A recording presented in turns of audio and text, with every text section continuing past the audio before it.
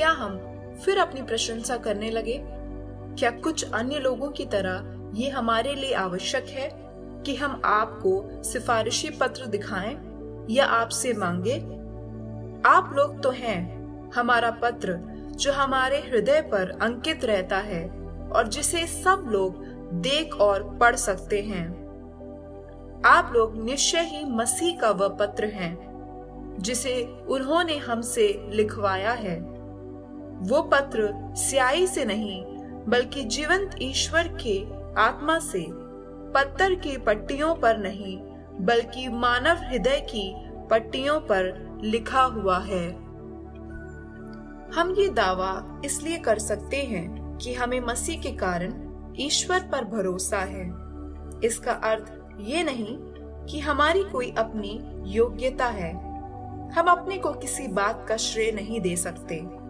हमारी योग्यता का स्तोत्र ईश्वर है। उसने हमें एक नए विधान के सेवक होने के योग्य बनाया है, और ये विधान अक्षरों का नहीं बल्कि आत्मा का है, क्योंकि अक्षर तो घातक हैं, किंतु आत्मा जीवनदायक है।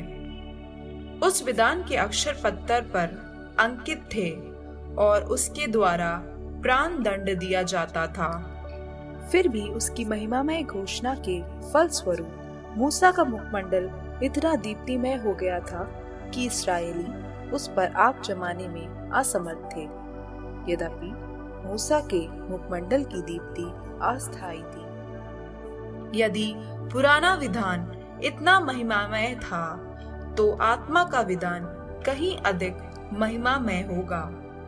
यदि दोषी ठहराने वाले विधान का सेवा कार्य इतना महिमामय था तो दोष मुक्त करने वाले विधान का सेवा कार्य कहीं अधिक महिमामय होगा। इस वर्तमान परम श्रेष्ठ महिमा के सामने वह पूर्ववर्ती महिमा अब निस्तेज हो गई है।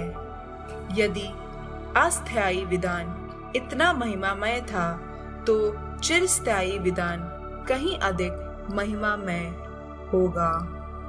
अपनी इस आशा के कारण हम बड़ी निर्भीकता से बोलते हैं। हम मूसा के सदृश नहीं हैं। वो अपने मुख पर पर्दा रखा करते थे जिससे इस्राएली उनके मुखमंडल की मंद हो जाने वाली नश्वर महिमा ना देख पाए। इस्राएलियों की बुद्धि कुंठित हो गई थी और आज भी जब प्राचीन विधान पढ़कर सुनाया जाता है तो वही पर्दा लगा रहता है।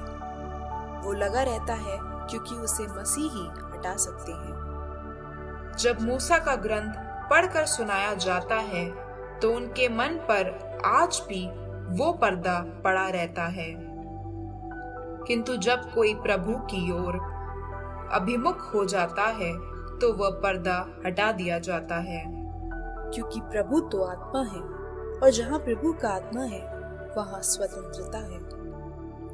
जहाँ तक हम सबका प्रश्न है, हमारे मुख पर पर्दा नहीं है और हम सब दर्पण की तरह प्रभु की महिमा प्रतिबिंबित करते हैं।